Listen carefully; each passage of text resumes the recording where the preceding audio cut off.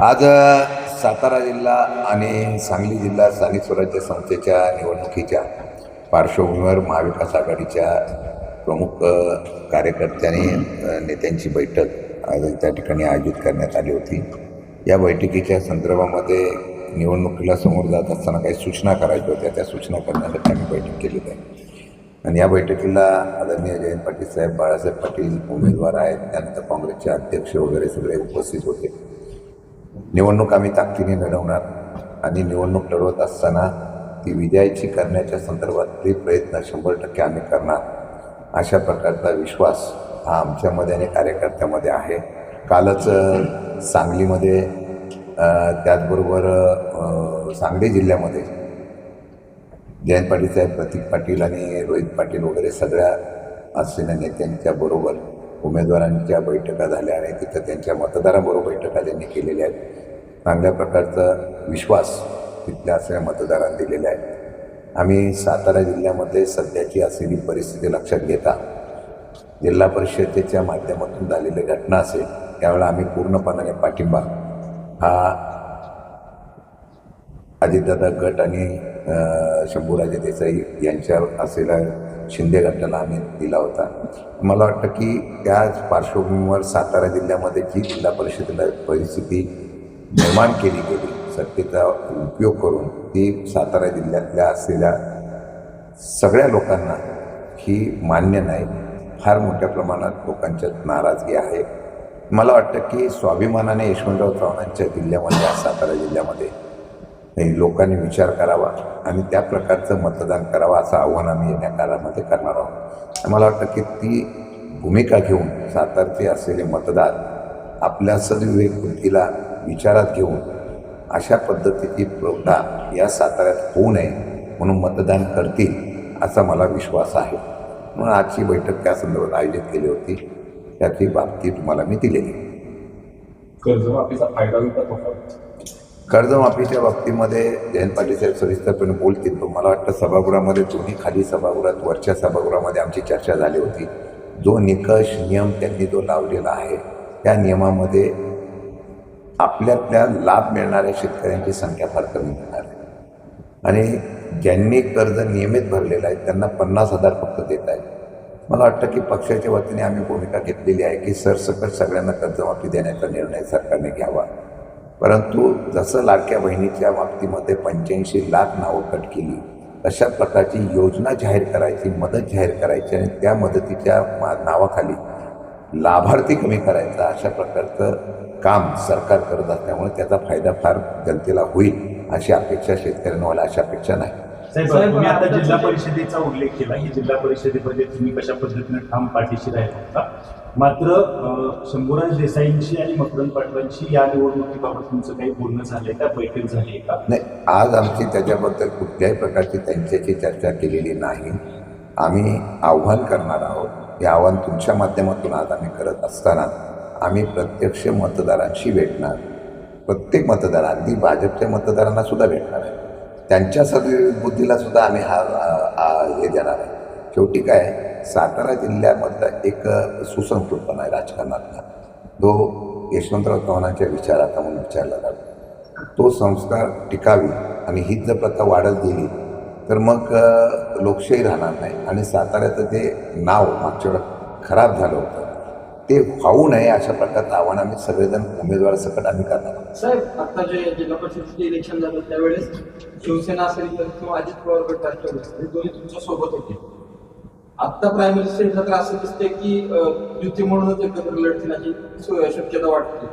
असं असताना खालचे जे कार्यकर्ते आहेत हे तुमच्या सोबत राहतील का किंवा नेते मंडळी तुमच्याशी काय बोलतायत काय?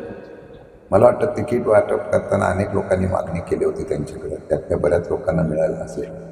त्यामुळे त्यांच्या आणि त्याच्याबरोबरच मला वाटतं की बऱ्याच लोकांना या परिस्थितीच्या माध्यमातून जी नाराजगी आहे त्यांचा आम्ही प्रयत्न करणार आहे. शेवटी लढलं पाहिजे म्हणून आम्ही सगळेजण लढतोय आणि मला वाटतं ती निवडणूक लढवण्याच्या संदर्भातून अभय जगतापांनी तयारी दाखवली पक्षाच्या सूचनेप्रमाणे आणि त्या माध्यमातून आम्ही भविष्य काळामध्ये 100% निवडणूक लढण्याच्या संदर्भातून उतरणार आहोत. दिल्लीमध्ये भारतीय जनता पार्टीचं आंदोलन झालं. अभिजित डिपके आहेत त्यांच्यावरती पाकिस्तानच्या असलेल्या भारतीय जनता पार्टीचा आरोप केले. काय सांगा? भारतीय जनता पार्टी कुठे? नाही, कॉक्रोच जनता पार्टी. कॉक्रोच जनता पार्टीचं आंदोलन झालं. हां, त्याच्यावरती अभिजित डिपके जे त्यांनी सोशल हँडलवरती कॉक्रोच जनता पार्टी काढली. आल्यानंतर आम्ही पुढे आंदोलन केलं, जे की शिक्षण मंत्री केंद्रीय शिक्षण मंत्र्यांचा राजीनामा मागला. त्याच्यावर भाजपने त्यांच्यावरती याचिका दाखल केली होती. त्याबद्दल नाही, अभिजित दिपके हे निमित्त आहे, परंतु जनतेमधला विशेषतः युवा वर्गामधला जो आक्रोश आहे तो त्यांच्या माध्यमातून पाहायला मिळाला.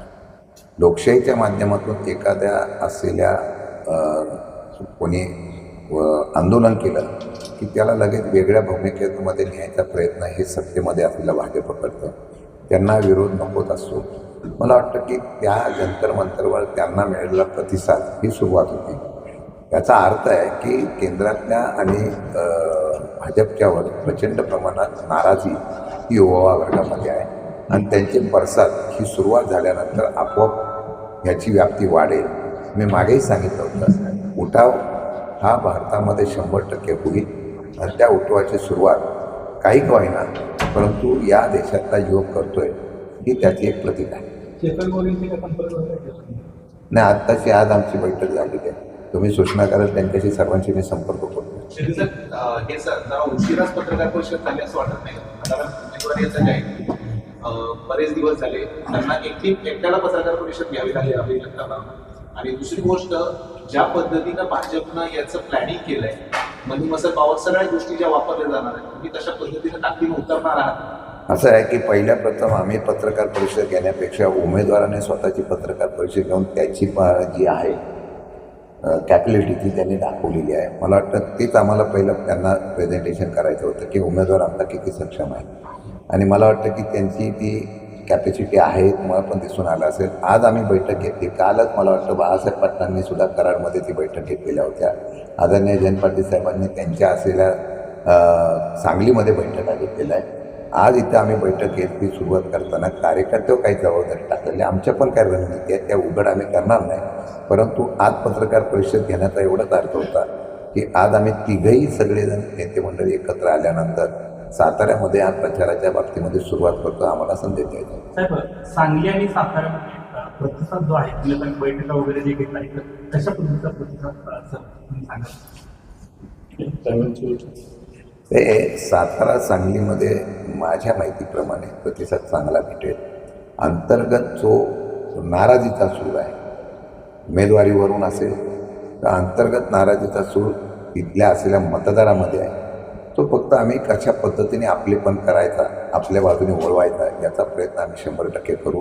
त्यात यश येईल असं मला प्राथमिक विश्वास वाटतो. पाटील साहेब, उमेदवाराच्या तुम्ही कशा दृष्टीनं या होत असल्या एक चांगला, सक्षम आणि सुशिक्षित आणि नव्या पिढीचं देखील नेतृत्व करण्याची क्षमता असणारा उमेदवार या निवडणुकीत महाविकास आघाडीने दिलेला आहे आणि त्यांना मिळणारा प्रतिसाद आम्हाला खात्री आहे की अतिशय चांगला आहे. आज सत्कृतदर्शनी कागदावर आमची संख्या कमी आहे, पण स्वर्गीय बाळासाहेब देसाई आणि स्वर्गीय लक्ष्मण तात्या यांचे या जिल्ह्यातले वारस जे राजकारण करत आहेत त्यांनी त्यांच्या दोघांच्या स्वभावाप्रमाणे राजकारण केलं तर मला खात्री आहे की त्या निवडणुकीचा निर्णय चांगला लागेल.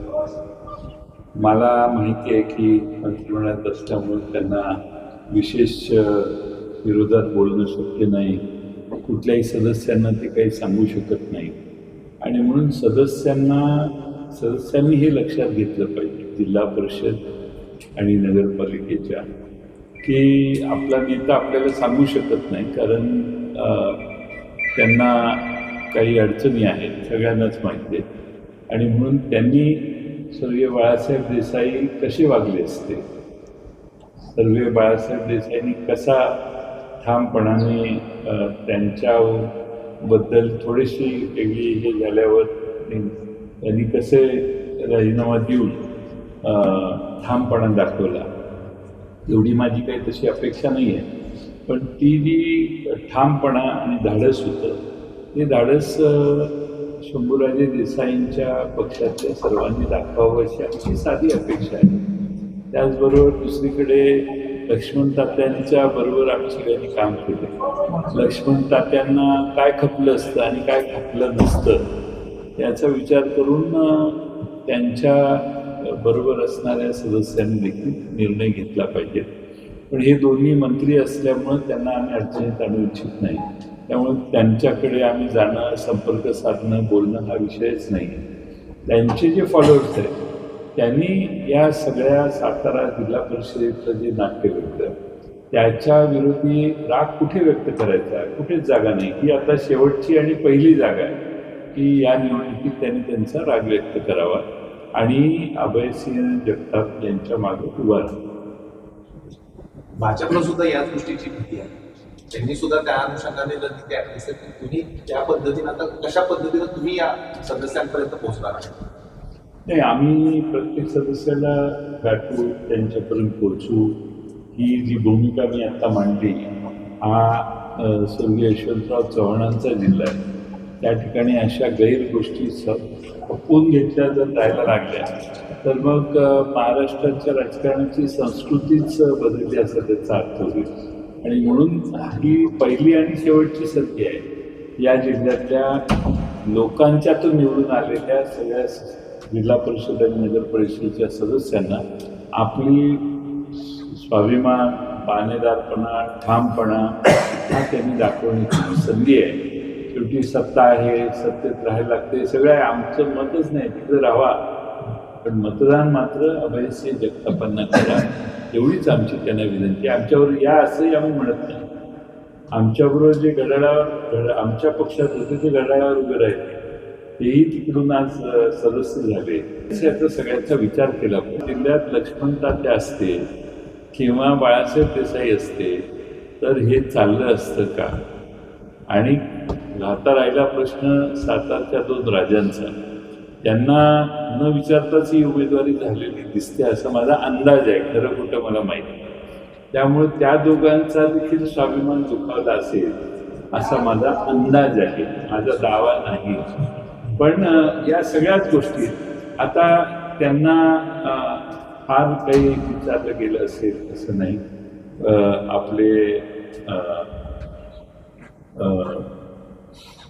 शिवेंद्र बाबा त्यांचा उमेदवारासाठी काही आग्रह होता, त्या आग्रहाचा काही नोंदही घेतली गेली नाही.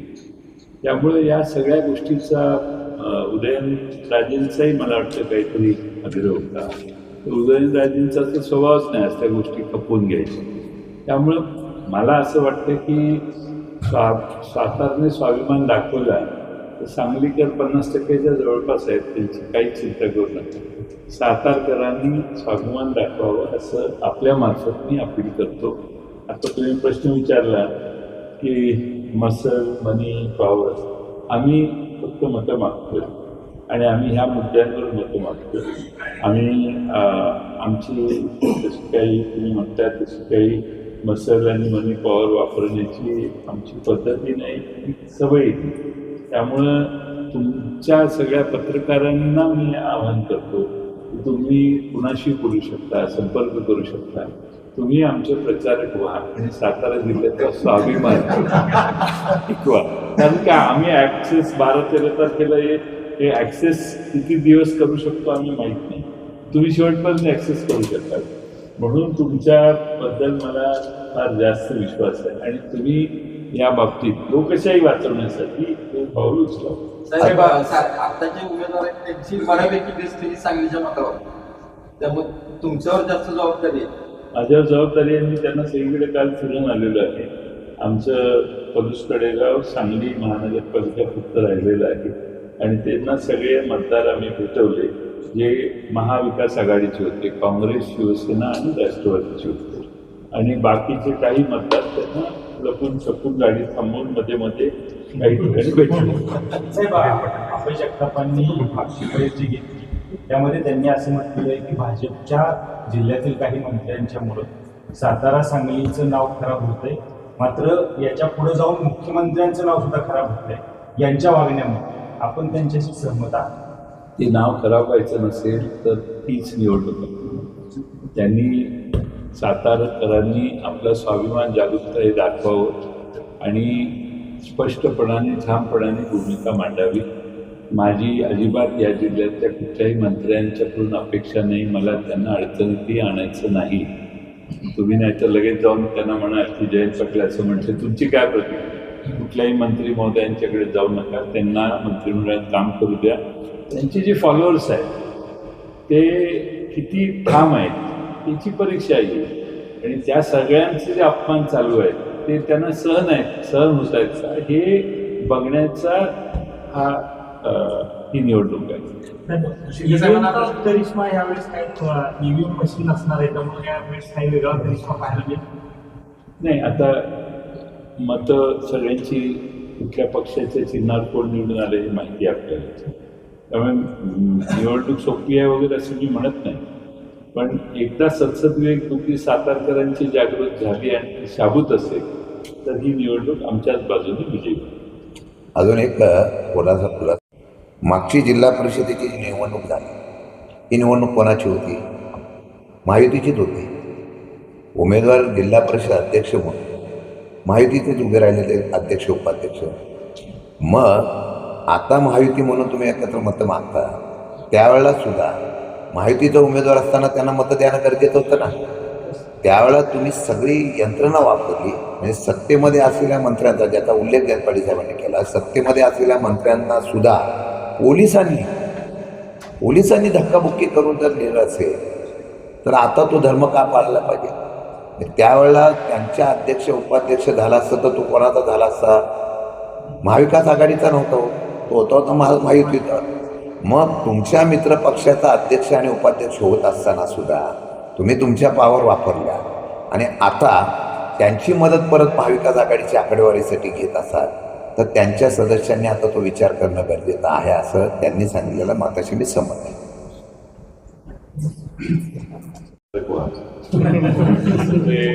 फार महत्वाचं आहे. गांभीर्याने जरी तुमची भूमिका वेगळी असली माझ्या भूमिकेपेक्षा, तरी या सातारा जिल्ह्यातली लोकशाही टिकवण्यासाठी सत्सद्विवेक कृती शाबूत आहे हे सिद्ध करण्यासाठी तुम्ही आम्हाला प्रत्येकाने जरा यांनी मनात आणलं ना तर अर्धी पार्टी तिथे फोडते. नुसतं कानात जरी सांग. स्थानिक स्वराज्य संस्थेमधल्या जे सदस्य आहेत, नगरपालिका असतील सदस्य, त्यांना आव्हान काय करू? खऱ्या अर्थानं ही स्थानिक स्वराज्य संस्थांचे जे प्रतिनिधी आहेत, ज्यांना हजारो लोकांनी खऱ्या अर्थानं निवडून दिलं, त्यांचं ते प्रतिनिधित्व करतात, त्यांच्या स्वाभिमानाची ही लढाई आहे असं मला वाटतं. कारण त्यांना खूप गृहीत धरलं जातं आणि त्यांना गृहीत धरून तुम्ही बघितलं असेल महायुतीतल्या पक्षांवर सुद्धा अन्याय या प्रकारे एका मोठ्या भावाकडून म्हणजे भाजपकडून होतो. म्हणजे निधी वाटप असेल, बाकीच्या कुठल्या गोष्टी असतील, तिथे यांना महायुतीचा धर्म ते पाळत नाहीत आणि फक्त निवडणूक आली की महायुती लागते, भाजपचा उमेदवार असेल तर. आता हीच निवडणूक 2029मध्ये जेव्हा निवडणूक होईल तेव्हा महायुतीचे जे घटक पक्ष आहेत त्यांच्या विरोधात जे लढणार आहेत ते भाजपच लढणार आहे. त्यामुळं आपणच आपल्या विरोधकाला मोठं करतोय असं हे या महायुतीच्या सर्वच घटक पक्षांनी सुद्धा समजून घेतलं पाहिजे. त्यामुळं त्यांची नक्की लढाई कुणाशी आहे याबद्दल त्यांच्या मनातही खऱ्या अर्थानं कन्फ्युजन मला दिसतं. मी जेव्हा मतदारांच्यात जातो तेव्हा त्यांचा विरोधक आमचा महाविकास आघाडीचा उमेदवार आहे की भाजपचा उमेदवार आहे या प्रकारचं कन्फ्युजन त्यांच्या मनामध्ये सुद्धा आजही आहे, संभ्रमावस्था आहे. आणि त्यांची खऱ्या अर्थानं मानसिकता भाजपला मतदान करण्याची नाही हे मी जेवढ्या लोकांना भेटलो त्यावरून मला जाणवलं. आणि मला असा विश्वास वाटतो की ते त्यांच्या सत्सद्विवेक बुद्धीला स्मरून माझ्या पाठीशी ठामपणे उभे राहतील. जयकुमार पोलींनी टीका केलेली आहे की 22 तारखेला ब्रह्माचा घोटाळा फुटेल. त्यांच्या असेल माझ्याबद्दल काय त्यांच्याबद्दल असं स्वतःबद्दल बोलले असते. आता ते त्यांचा विषय आहे, त्यांचं म्हणणं आहे की आमच्याबरोबर दोन्ही राहते त्यामुळे आमची जागा हे फक्त औपचारिकता आहे निवडणुकीची. मग भ्रम कुणाला झाला हे तुम्ही समजून घ्या. मी सांगू का नक्की तुम्हाला त्यांनी सांगितलं की मान्य आहे ना. राजांनी सांगायचं का दुसऱ्या कोणी सांगायचं आता हे प्रकार सुरू झालाय.